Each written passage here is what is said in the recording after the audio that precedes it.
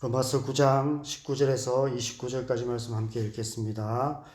혹 내가 내게 말하기를 그러면 하나님이 어찌하여 허물하시느냐 누가 그 뜻을 대적하느냐 하리니 이 사람아 내가 누구이기에 감히 하나님께 반문하느냐 지음을 받은 물건이 지은 자에게 어찌 나를 이같이 만들었느냐 하겠느냐 토기장이가 진흙 한 덩이로 하나는 귀 있을 그릇을 하나는 천이 있을 그릇을 만들 권한이 없느냐 만일 하나님이 그의 진노를 보이시고 그의 능력을 알게 하고자 하사 멸하기로 준비된 진노의 그릇을 오래 참으심으로 관용하시고 또한 영광 받기로 예비하신 바 긍휼의 그릇에 대하여 그 영광의 풍성함을 알게 하시고 하셨을지라도 무슨 말을 하리요 이 그릇은 우리니 곧 유대인 중에서뿐 아니라 이방인 중에서도 부르신 자니라.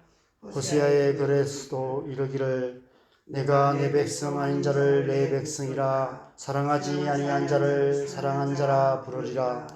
너희는 내 백성이 아니라 한 그곳에서 그들이 살아계신 하나님의 아들이라 일컬음을 받으리라 함과 같으니라. 또 이사야가 또 이스라엘에 대하여 외치되 이스라엘 자손들의 수가 비록 바다의 모래 같을지라도 남은 자만 구원을 받으리니 주께서 땅 위에서 그 말씀을 이루고 속히 시행하시리라 하셨느니라. 또한 이사야가 미리 말한 바 만일 만군의 주께서 우리에게 씨를 넘겨두지 아니하셨더라면 우리가 소돔과 같이 되고 고모라와 같았으리로다 함과 같으니라. 아멘. 어제 본문 말씀에서 사도 바울은 자기 동족 이스라엘 백성들을 향한 애타는 마음을 고백했습니다. 나에게 큰 근심이 있고 마음에 그치지 않는 고통이 있다. 나의 형제 곧 골육의 친척을 위하여 내 자신이 저주를 받아 그리스도에게서 끊어질지라도 원하는 바다라고 말씀하고 있습니다. 이 마음이 바로 이 세상 모든 영혼들을 향한 하나님의 마음입니다. 이 마음 때문에 하나님께서는 자기 아들까지도 아끼지 아니하시고 내어 주신 것입니다. 그 하나님의 마음을 알았기에 사도 바울 역시도 이렇게 고백하고 있는 것입니다. 저와 여러분 안에도 이런 마음이 있기를 소망합니다. 우리는 하나님의 마음을 알아야만 하나님의 백성답게 살 수 있습니다. 그리스도인의 삶은 마음으로 사는 삶입니다. 신앙생활은 마음으로 하는 것입니다. 지극히 인간적인 마음으로는 이 세상 사람들과 별 다를 바 없는 삶을 살 수밖에 없습니다. 오직 우리 안에 하나님의 마음이 가득할 때 우리는 마음으로 하나님의 뜻을 행하며 하나님의 백성다운 삶을 살아낼 수 있습니다. 많은 그리스도인들이 이 하나님의 마음을 알지 못하므로 하나님의 선하시고 기뻐하시고 온전하신 뜻이 무엇인지 깨닫지 못합니다.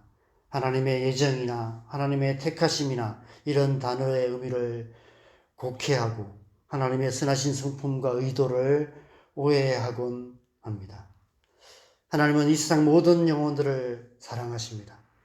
이 세상 모든 영혼들이 구원받기를 원하십니다. 그래서 오직 예수, 오직 믿음으로 구원받을 수 있는 길을 활짝 열어 놓으셨습니다. 누구든지 예수님을 믿기만 하면 구원을 받을 수 있습니다. 이보다 더 쉬운 길이 어디 있겠습니까?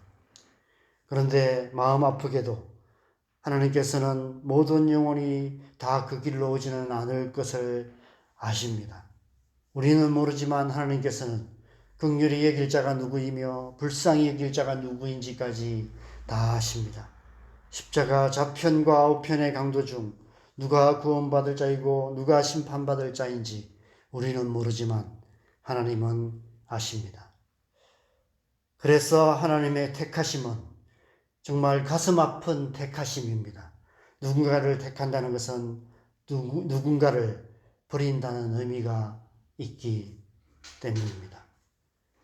그럼에도 불구하고 하나님께서는 믿을 자와 믿지 않을 자를 미리 아시기 때문에 어제 본문 마지막 말씀처럼 하고자 하시는 자를 긍휼히 여기시고 하고자 하시는 자를 완악하게 하시는 것입니다.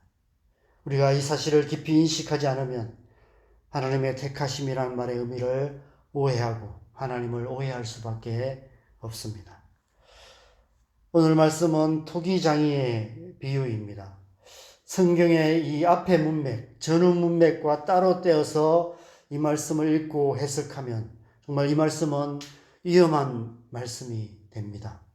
그래서 전후 문맥을 따로 떼어내서 해석하는 것이 얼마나 위험한지를 오늘 본문을 보면 우리가 알 수 있습니다. 오늘 본문은 반드시 어제 본문과 연결해서 묵상해야 합니다. 사도 바울의 애타는 고백 속에 가득한 하나님의 마음으로부터 시작해서 이 말씀까지 와야 합니다. 앞의 말씀들을 건너뛰어서 오늘 본문의 이 토기장이의 비유만 본다면 여러분, 하나님은 어떤 분이 될까요?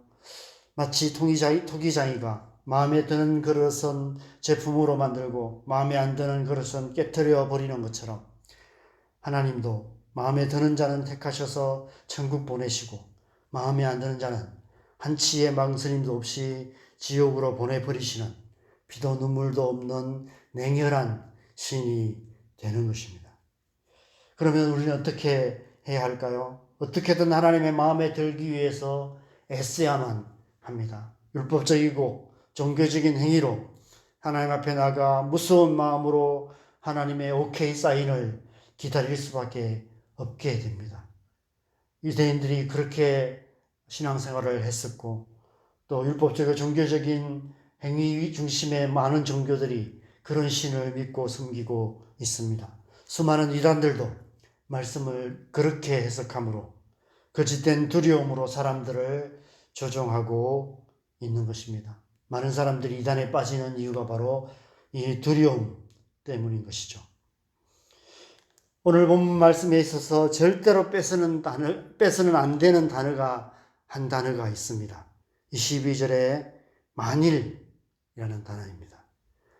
사도 바울은 지금 만일, 만약, 설령 그렇다 한들 우리가 무슨 말을 할 수 있겠느냐라고 말씀하고 있습니다.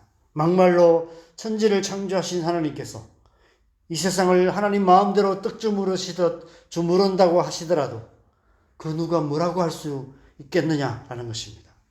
피조물에 불과한 우리가 창조주 하나님께서 하시는 일에 뭐라고 토를 달 수 있겠냐는 것입니다. 하나님께서 마음에 드는 자는 택하시고 마음에 안 드는 자는 버리신다 한들 누가 뭐라고 할 수 있겠느냐는 것이죠. 왜 사도 바울이 이런 극단적인 비유를 말씀하시는 것일까요?